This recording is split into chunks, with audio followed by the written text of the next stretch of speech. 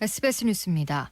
20세 이하 월드컵에서 정종용 감독이 이끄는 우리 축구대표팀이 한 골 2도움으로 활약한 18살 막내 이강인의 활약을 앞세워 아프리카의 강호 세네갈을 상대로 연장 접전 후 승부차기 끝에 승리로 드라마를 연출했습니다.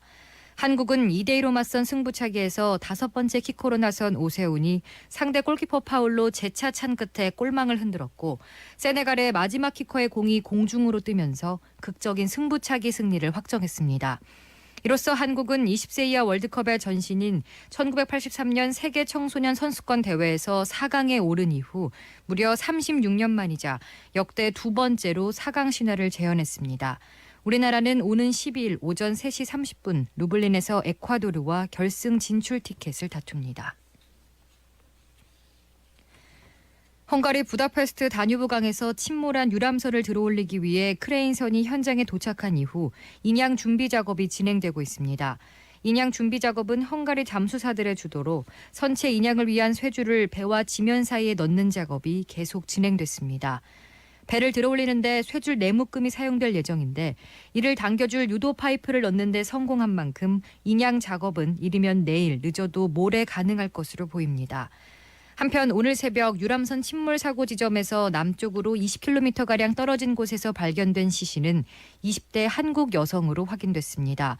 이에 따라 지난 29일 침몰한 유람선 허브레아니오에 탔던 33명의 한국인 가운데 지금까지 확인된 사망자는 19명으로 늘었고 실종자는 7명으로 줄었습니다.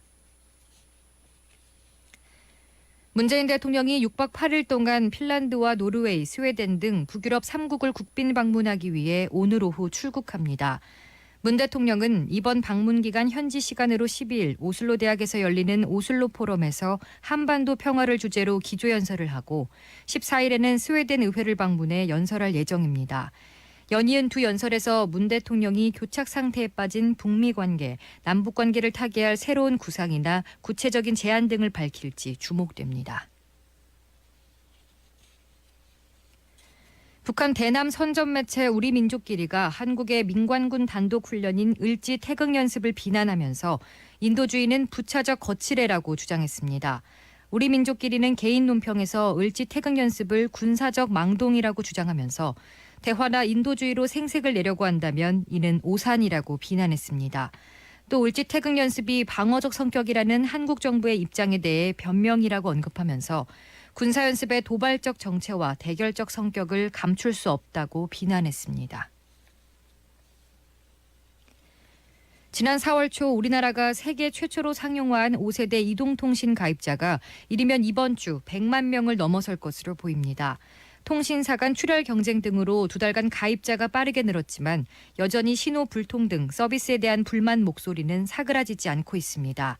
통신업계와 당국 등에 따르면 통신 3사 5G 가입자는 지난달 말 77만 8,600명을 기록했으며 지난 5일에는 80만 명대 중반으로 늘었습니다. 영업일 기준으로 하루 평균 19,000여 명씩 증가한 셈입니다.